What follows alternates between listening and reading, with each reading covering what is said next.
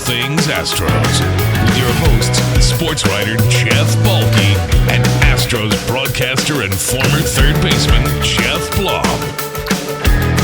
Now, here's Balky and Blummer. What is up, Astros fans? Welcome to episode 76 of the Believe in Astros podcast on the Believe Podcasting Network. I'm Jeff Balky, alongside my partner, Jeff Blum. Fresh off a couple of days off, a little mini break in the middle of the season, and a little chance to go back home to SoCal, which is awesome. Blummer, how you doing this morning? I'm great. I did get a little bit of a break. So instead of staying in Southern California, I made the charge back to Houston, enjoyed some heat and pool time with the family, and it was good. Unfortunately, I had to watch Fox and ESPN. Oh, brutal I'm coverage. taking digs now. I used to be a little more understanding, but I'm taking digs now. I did not enjoy those. I mean, you've got one game a week to call. You would think you would know something about the teams that were involved in playing and the thing that's weird to me is calling it as if there's like you're talking about a team from last year or something. Like, it's like you just read somebody's notes online. Like, that's the only knowledge. Man. Yeah, you're right. They just kind of go on past experience instead of actually digging in and realizing what's going on. Just pull it together, bro. They're like, like Jose Abreu was the MVP. Like, 3 years ago, man. Like, dude, during the COVID era. It's like pretty soon I feel like they're going to be like, the Astros were good when they had Cesar Cedeno. Like, wait till Nolan Ryan gets back in the rotation. Dear God. Exactly. I know, it's terrible. By the way, if you're watching us on YouTube, over my left shoulder, you probably see this lit star behind me. I should make a mention. This Great is from the Stars for Sarah campaign. For baseball fans who don't know, Sarah Lang's an awesome researcher for Major League Baseball. She's on Twitter at @SLangOnSports. Great follow. Just a couple of years ago, she was diagnosed with ALS, Lou Gehrig's disease. And there's a website out there called Stars for Sarah. It's starsforSarah.org, where you can purchase one of these really cool handmade stars, $50. 100% of the profits go to Project ALS, looking for a cure for a really terrible disease. So very worthy cause. She was on Lou Gehrig's day. She was on all of the different broadcasts. She's a fun follow, and her catchphrase is baseball is the best. And she really is an awesome, brave, and really tremendous human being. So if you're so inclined, go to starsforsarah.org, pick yourself up one of these bad boys. Now this gets to be in my background. Which is awesome. Good on you for doing that too. Sarah, I don't plagiarize many people, but Sarah has been one person that I have plagiarized a bit because her knowledge of the game and her understanding and the joy and love for it kind of comes through even through some of her tweets. Yeah. So I've actually snagged some of her knowledge online and used it for my own. She's amazing. Oh, yeah. No, some of her stats and stuff. I mean, she is a researcher and a very good one. Very good one. And she comes up with some really interesting stuff. Definitely worth a follow on Twitter. Absolutely. And like I said, go get a star, man. It's only $50 and it helps out ALS, which is just a terrible, terrible illness. Anyway, speaking of social media, you can find us on Spotify, Apple, Stitcher, and YouTube. And give us a follow on Twitter and on Instagram at Believe in Astros. You can find me at Jeff Balky, Blummer at Blummer27, all over social media, and subscribe to the YouTube channel. Also, give us 5 stars on Apple if you haven't already. Obviously, we love getting your questions and comments, and we read them all. For example, when is a balk actually a balk? Oh, I feel like this is going to be like, what is a catch in football? Because nobody seems to be able to figure out either of those items. And so let's just jump into this one, Blummer. It was the balk heard round the Astros world. Now, in fairness, I don't even know if it's in fairness, but just to comment, the Astros screwed this up before the balk happened. I mean, this is not all on this one call. However, what the hell was that? A balk call by the second man. And I love that idiot umpire who's like, if you can see me on YouTube, standing there all stern, making a meme out of himself. Like, that's why people don't like umpires, bro. Yeah. You know what? He stepped off. There might have been a little bit of a bend in the knee before he stepped off, and I'm not. So the idea of the balk is you're trying to deceive the runner. Now, Right. if you're a robot and you have robot eyes and you've been programmed to see movement, you're going to go balk, and you're going to call it. So that's the part I don't appreciate. Watch the game, understand a human body's movement, and say, you know what? That was a poor dismount from the rubber. But I'm not going to penalize the guy with a guy at third base. I'm not going to do that. I can use my own judgment and say, hey, you know what? There's a little bit of a glitch, but you were just stepping off. You weren't trying to deceive anybody. You weren't trying to do this, trying to do that. I'm going to let this one go, but I'm going to walk up behind you. I'm going to go, hey, next time you do that, let's be a little more careful, and then move on with the game. But you could tell that he was embarrassed. I feel like he was embarrassed the way he was standing there, like you said, with his hands up there. Who was it? Sister Mary Catherine from SNL, who shoves her hands in her armpits and then takes a whiff of them. That was the next move he was going to make because he was so uncomfortable having the entire stadium staring at him and understanding that the absolute wrath of Ryan Stanek was coming his way. And look, credit to Stanek for holding it together to finish out the inning and then going. That's true, because he could have burned that bullpen and Dusty. But you're right. That's a good point. He didn't. And then he went absolutely nuclear, which 100% deserved, and frankly, kind of awesome to watch, because, Blummer, let me ask you a question. What's the maddest you ever got at an official? And I'm sure you've been ejected before, right? You've had to have been kicked out. Yeah. And what's the angriest you ever got at an official for a call? There's been a couple of there's always been a couple of called third strikes where I've gotten my money's worth. And what's interesting about that is I was able to get my money's worth, which in my mind tells me I'm right because I didn't get ejected for those. There was a couple tag plays, but the one play I did get ejected for, I was playing with the Montreal Expos. Lee Stevens hit a ball in the gap. I come around from first to home, and I throw out one of these Jake Marisnick type slides where I'm like diving to the outside, swipe the plate with my hand. It's just glorious, just approach into home plate, and I swipe it with my left hand. And Javi Lopez, the catcher for the Atlanta Braves, gives it the old swipe tag and misses me by about 3 feet. And Tim Timmons, the home plate umpire, is ringing me up as Javi Lopez is coming back to tag me again because he knows he didn't get me. And he calls me out, and I jump up in spectacular fashion, and about 3 feet off the ground, I grab my helmet and I slam it into the ground, and it breaks. And I get immediately ejected, and I proceeded to just destroy him verbally before I got ejected and had a beer in the second inning. That was in the first inning? It was in the second inning. It was in the second inning. Wow. Yeah. Blummer, you're more of a hothead in your youth, I guess. Yeah. No, I was. I really was. My first 5 years in the big leagues, I was yelling and screaming, snapping helmets, bats. I was a mess.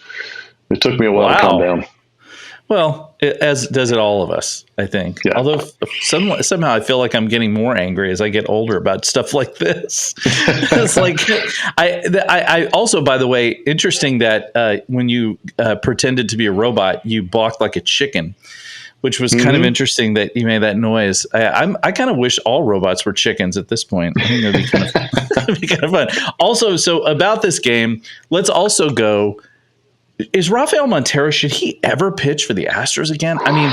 To me, this is such a difficult. Chandler Rome had a really good rundown of why this is a complicated situation. I've explained it to a couple of friends of mine.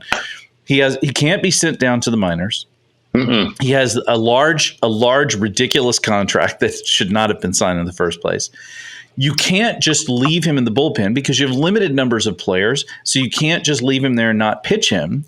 And then on top of that, what you would normally want to do is pitch him in low leverage situations when there's a blowout. The Astros don't have any blowouts because they can't score enough runs to have one. And they typically pitch well enough to prevent them from happening to them. It's a very difficult situation. I feel almost like you almost can't play him, or it's negligence to put him out there right now. Yeah, I'm not sure how contracts work, but I know in order to get sent down, you got to have options. And obviously he's been in the league a while, so you don't have the options to be able to send him down.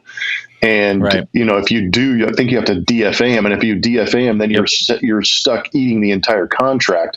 That's right. Or you're paying a guy to pitch in AAA and figure it out at an exorbitant amount of money.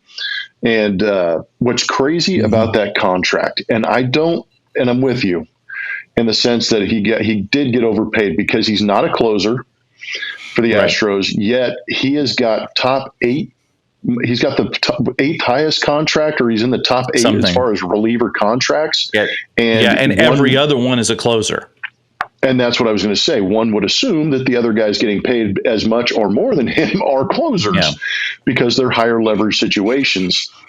So that's where the contract, I think, kind of came into question, was why is he a top 10 reliever if he's not a closer? And that just adds more fuel to the argument of what do you do with this guy? And I've seen struggles. You've seen struggles. I've struggled.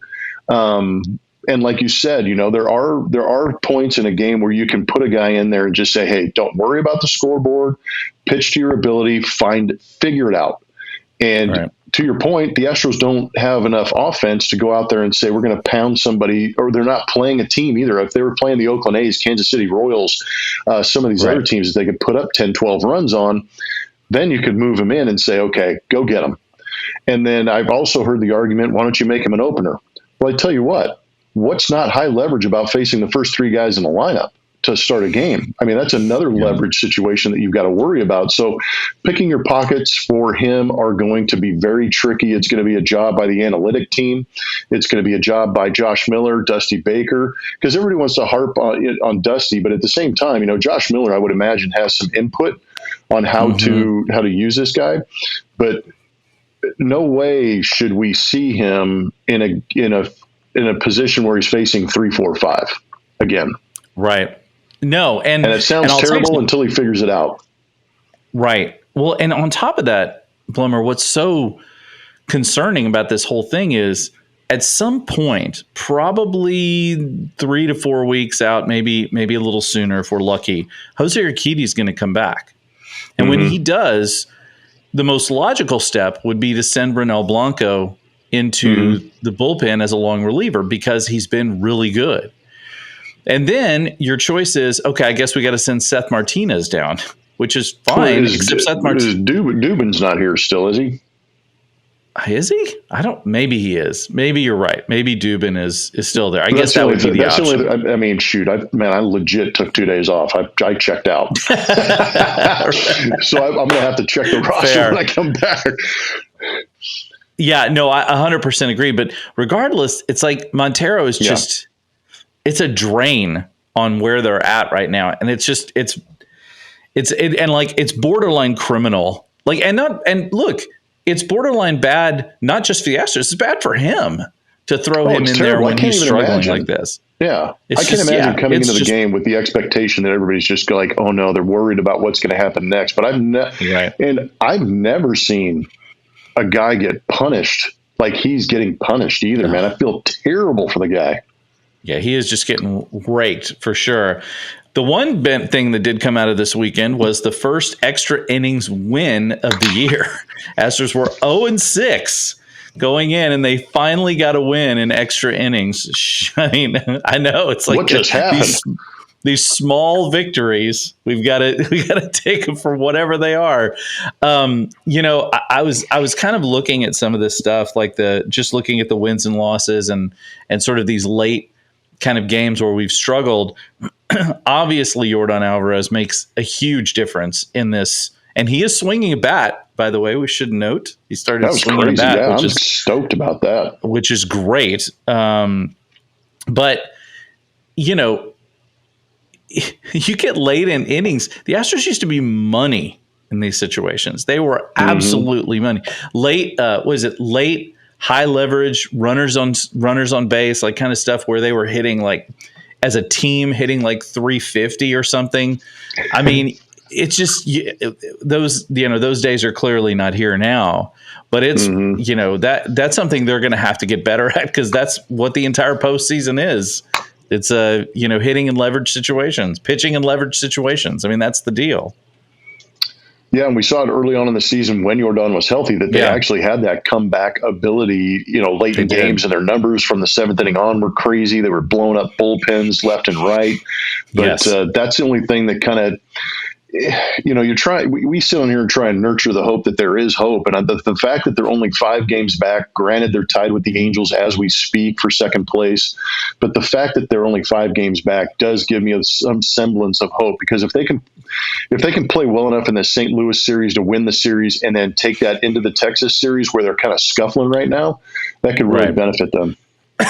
Yeah, Texas has been exceptional, but they're I think at this point they're kind of a little bit regressing to the mean. I'm not saying they're going to be bad. This is obviously a team to be reckoned with all season long. They have to regress, dude. Yeah, their run differential is something like plus 157 or something crazy like that. Yeah. The difference between the Astros, I looked at it yesterday, the difference between their run differential and the Astros is like 110 runs. It's 106 as we speak. It's 106. That's what theirs is. And the Astros there's is, I think, plus 147. The Astros are plus 41. 41. That's right. So that's ridiculous. 106 runs difference in differential.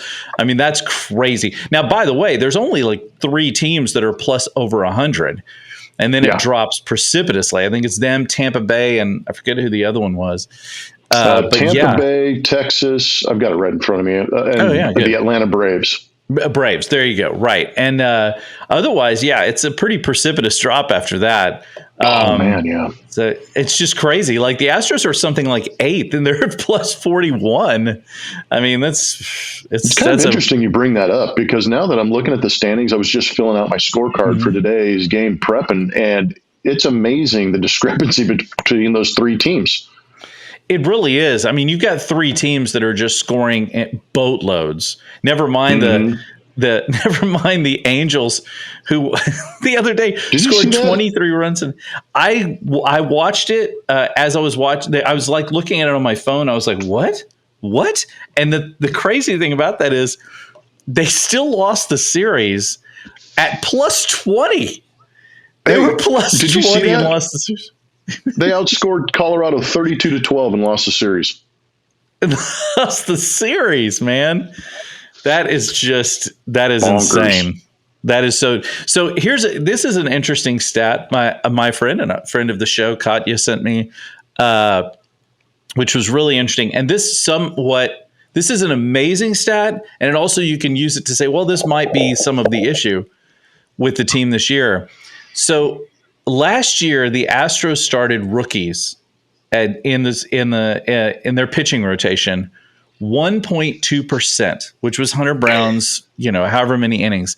This year, 35.89% of the starts of the Astros have been by rookies. I mean, that is 35% have been starts by rookies, which is Brown, France, and I guess Blanco. Blanco. Yeah, and that doesn't even count Belak. That leaves Belak out of the equation. Yes, that does not count Belak in that equation. So that is insane. When you consider Belak, you're adding another 4 or 5% to that. So you're talking almost 40% of your starts have come from rookies. So the fact that they are still one of the better teams in the league in ERA is incredible, right? I mean, that's just it's a credit to Josh Miller and the coaching staff. And I don't know, man. Imagine. I guess the thing is, imagine where they'd be if they actually had non-rookies pitching. Again, but then they still have to hit. But I mean, I thought that was an incredible stat. That is an incredible stat. And it also, it shines a light on how organizations need depth. I mean, we saw it with the Dodgers starting 2 of their best prospects. They actually won those games. But at the same time, the Astros having to run out, some of their pitching depth. But I think it also shines a huge spotlight on the fact, the most important thing for a World Series championship run is health. And we saw that last season when they only used 8 starters, forcing Hunter Brown into that rotation to get those starts. But at the same time, only using 8 starters, that's what complements a bullpen, and that's how you win championships, is staying healthy. And obviously we're seeing on the offensive side too, missing Michael Brantley, Jose Altuve for a little while, Yordan Alvarez. I mean, there's some serious things going on with the health. If they can get healthy and stay this close to the Rangers, that's the only thing that gives me that hope. Yeah, no, 100%. And it's just, health is the great equalizer in sports. It is the thing that changes everything. I always tell when I'm doing beginning of the season, like when I'm on the radio or writing a story, about like the beginning of the Astros season or the Rocket season or anybody, my caveat is always assuming they stay healthy, right? Mm-hmm. Because health will just, it will just ruin you. And you can see that around the league. Teams that have been, really hit by injury, well, except for Tampa Bay, who apparently seems completely immune to anything. But you look at the Mets. Until they get to the playoffs, the Mets are just cratered by, and what's going on there? Jeez, dude. Honestly, what did I see the other day? They were like 15 games back or something crazy like that. There might be sellers at the trade deadline. Think about that for a minute. It's just wacko. All right. There's so 16 games back. Sorry. 16 I've got the games standings back. In front of me. And I think St. Louis is something like 14 games back, aren't they? No, they're at, dude, the AL Central, National League Central are the two wackiest divisions I've ever seen in my life. The Cardinals are in 5th place, but they're 8.5 games out. 8.5. Okay. That's in 5th place, 8.5 games out. Yeah. Yeah. The two central divisions are just, I'll use this for it. Farts. I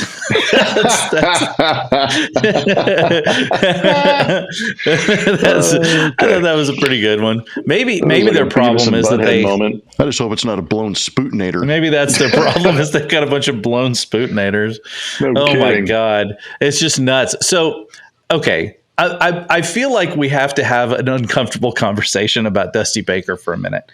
Not because he's been awful or anything, but because there's a couple of question marks that I think are reasonable to discuss. I mean, we've already talked about Montero, and like we say, there are good reasons for Montero to have to pitch. It's a difficult situation.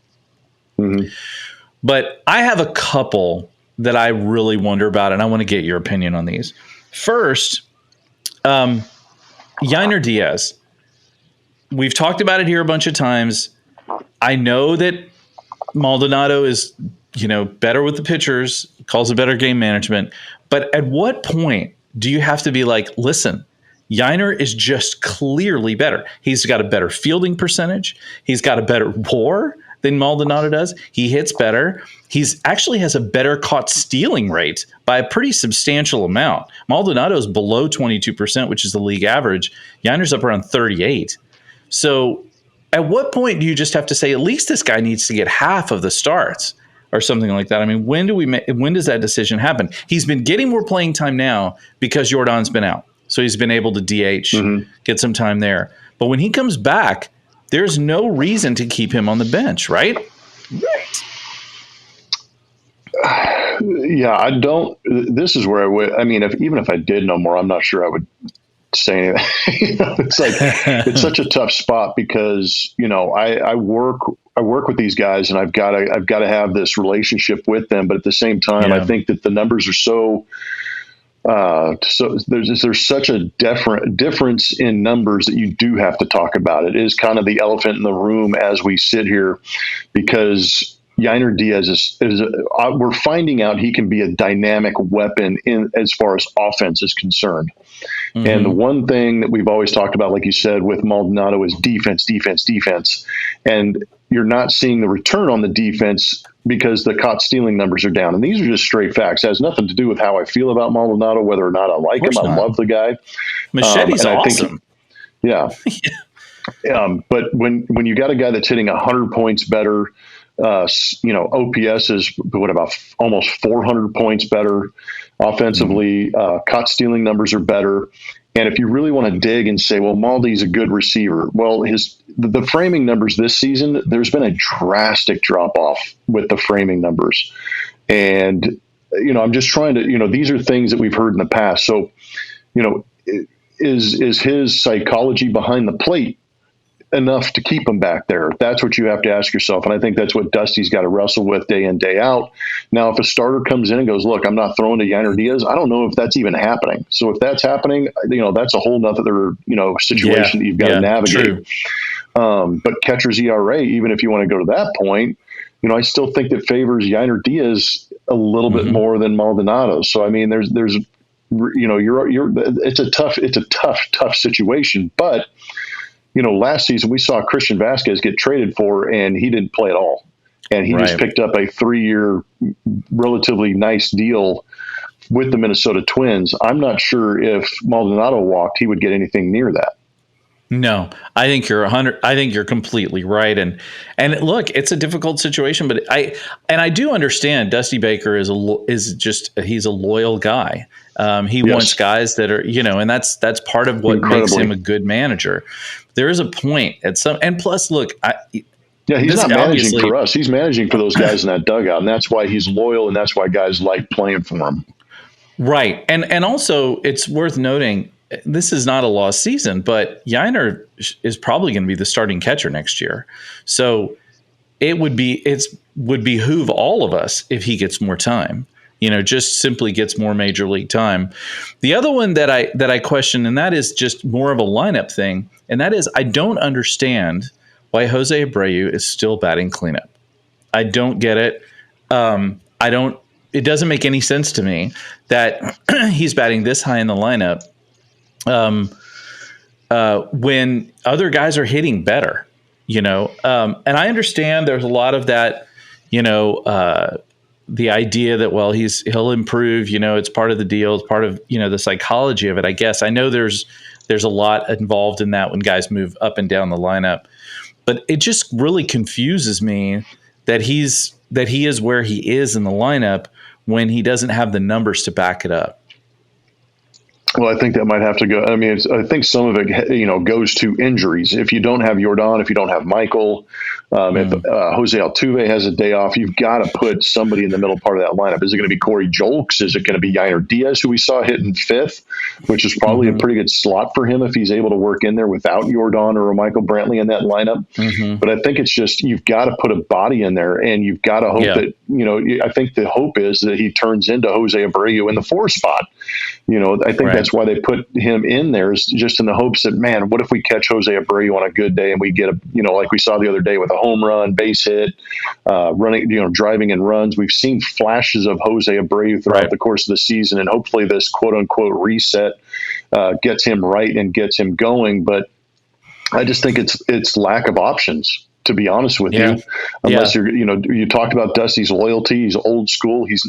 I'm not sure he feels comfortable putting a younger hitter in that 4 spot. So maybe it's just put a guy who's been there in that spot and hope he performs to what he's capable of and what he's done in the past. Yeah.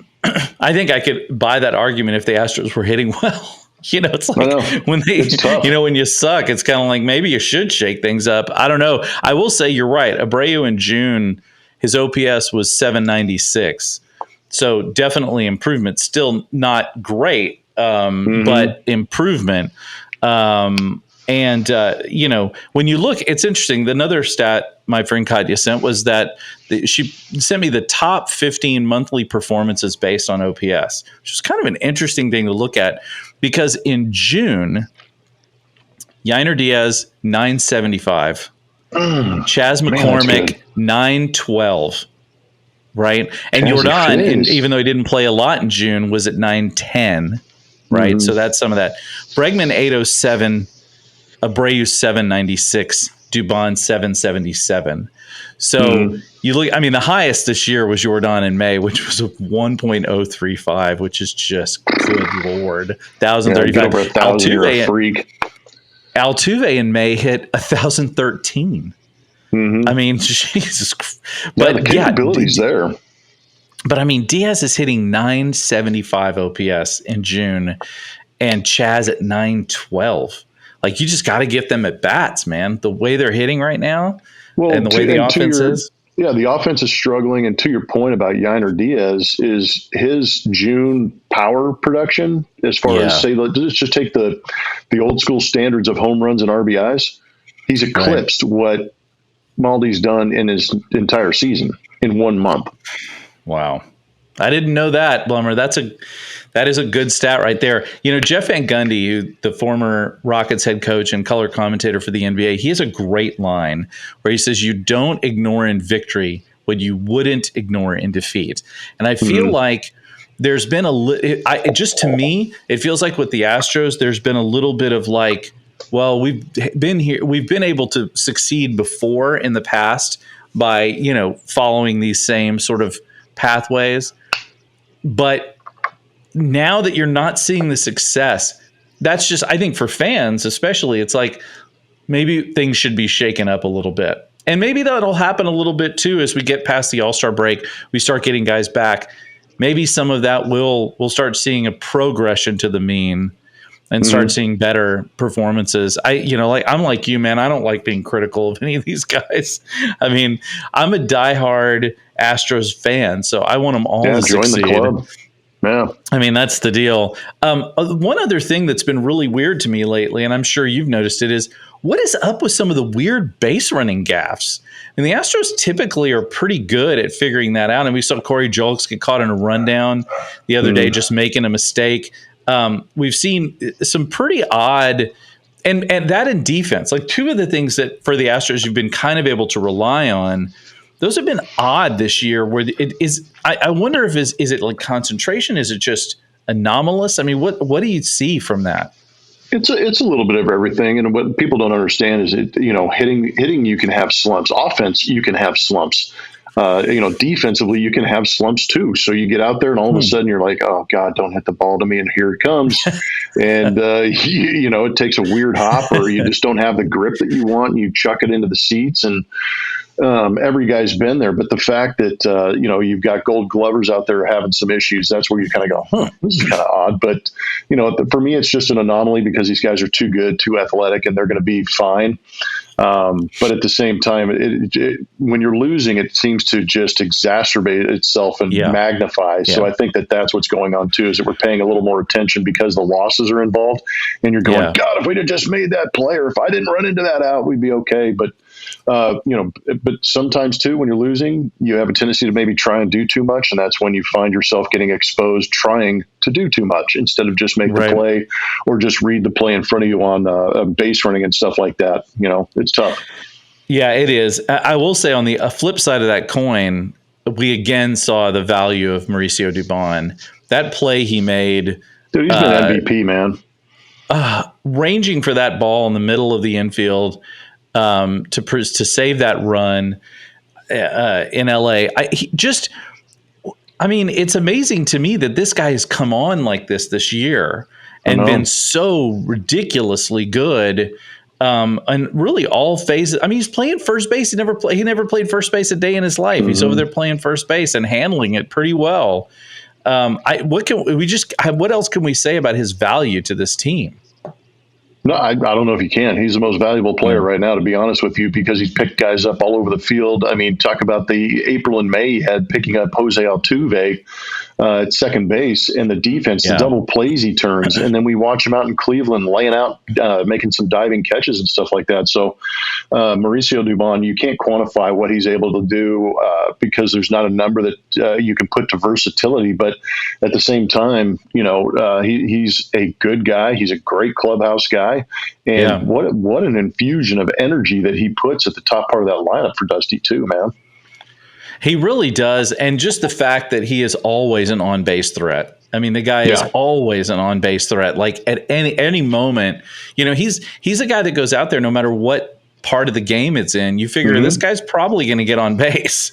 And that's such a big deal when you got guys behind him who can drive in those runs. I mean, the guy's always on base. It's crazy. It's like he owns it. He owns first base. Maybe Mauricio Dubon, we should call him Mr. First. That guy's he's always on base. It's pretty amazing. So one other thing before we get going, and first of all, let me ask you this. Have you done any prep for the St. Louis series? What do we know what the Astros are going to expect? Because St. Louis has been kind of crazy this year, up and down. What are we expecting from them? Just continue to beat them. I know that their defense is bad. Their starting pitching hasn't been great. You've got guys underachieving like Nolan Arenado, Paul Goldschmidt. But at the same time, like I said, they're only 8.5 games out of first place, which, I mean, at this point in the season, you could honestly say we got a chance. But, I wrote down one thing that kind of threw me off was their home record. They're 14-22 at home, and that just doesn't make any sense for a St. Louis team, because that's one of the things in the past that's really been, the arrogance of St. Louis, and I can say that because I played in the National League Central and I couldn't stand Tony La Russa and everybody else that played for him. But the fact that they just had this arrogance at home, and they just had, we are the best baseball fans, we are the best baseball team, and we will play wonderful at home. They're 14-22 at home, and that just kind of caught me off guard. But they're in a bad place. They're not clicking at all. And like you said, they're kind of on that, they're in purgatory right now trying to figure out what they are and if they should sell. And I think the guy going tonight for the St. Louis Cardinals is interesting, just in the sense would he be available as Jordan Montgomery. The guy's 4-7 with a 3.69 ERA, and he's a quality left arm. So, it's what do you do with these guys and how do you figure them out? And I think if you're playing against them, you just continue to pressure them, because that seems to be what's pushing the St. Louis Cardinals down a little bit, is they're not able to react and come back with the offense that they do have. And just to be, just an outsider looking in, it looks a little disjointed or dysfunctional in that clubhouse a little bit. And I'm not sure what that is. Maybe we'll get a little more understanding this week when they do play the Astros. But when you face teams like this who are kind of demoralized, they're looking more forward to playing you than maybe you are playing them, but you've got to pound on them. You've got to go out there, strike early, and just keep pushing them down. And then actually the Astros rotation sets up beautifully to be able to do that. Yeah, with Fromber and Javier, and that definitely makes a big difference when you run your best three out there against them. In Fromber, we trust, man. I mean, he is, he is this year's Justin Verlander. Baseball with that 2.27 ERA. Unreal, and just eats innings too. Just eats them up. So last thing before we go, I don't know if you saw this, but we've talked about umpire scorecards on here before. But apparently their algorithm that displays the scorecards automatically got rejected by Twitter. So now they are no longer able to display those scorecards unless they just screenshot them and post them manually. What? And so here's a question mark. Did Major League Baseball, here's a little conspiracy, and I don't like conspiracy theories, but I'll throw this one out there. Did Major League Baseball perhaps say, we don't really like that being all over social media, and hey, Elon, can you do us a solid and maybe block that API? Now, in fairness, Twitter's been blocking APIs all over the place. For those of you who don't know, you can't use a third-party app for Twitter anymore. There's tons of places where, like, people used to display their tweets at the bottom of their webpage. That's gone. Now you got to pay like boatloads of money to do that. So they've been doing this, but this one feels oddly suspicious. I'm just saying. Yeah, the umpires union getting involved. Who knows? Maybe. I mean, man, you can't put anything past Manfred these days with his mouth and his uncontrollability. But why the hell does Elon even care? Yeah, right. Well, who knows? He's supposed to be in a cage match with Mark Zuckerberg, but then his mom pulled the plug on it. Like, what is happening in the world right now? By the way, I will mention, what was Manfred thinking going out and taking on the Oakland A's fan base? Like, what are you doing? Idiot. Stop talking. Yeah. Don't know when to say when. Exactly. It's just like idiots. That's basically. Thank you. Yes, exactly. Do not just shut your face is all I'm saying. Damn, just close it right now. You're not helping yourself. You're not helping baseball. You're not helping anybody So just stop it. All right, Blummer. Any final thoughts? You're in St. Louis for a few days. Where do you go to eat in St. Louis? What's your do you have a go-to spot? You've played there a lot. You ready for this? There ain't nothing here. St. Louis, there's nothing except baseball and hockey. That's it. There's nothing else, man. I mean, we used to stay down by the stadium. At least you had Mike Shannon's restaurant down the street. You could go out there and, have a couple of pops after a game. I don't even know where we're at, to be honest with you. I got in here like 7 hours ago. I got some investigating to do. Oh my God! You're just dropping. You're lighting a fuse on St. Louis right now, Blummer. Maybe I'll go to the Bowling Hall of Fame. I don't know. Alrighty. So, ladies and gentlemen, St. Louis, please direct your anger at Blummer 27. That's all I'm saying.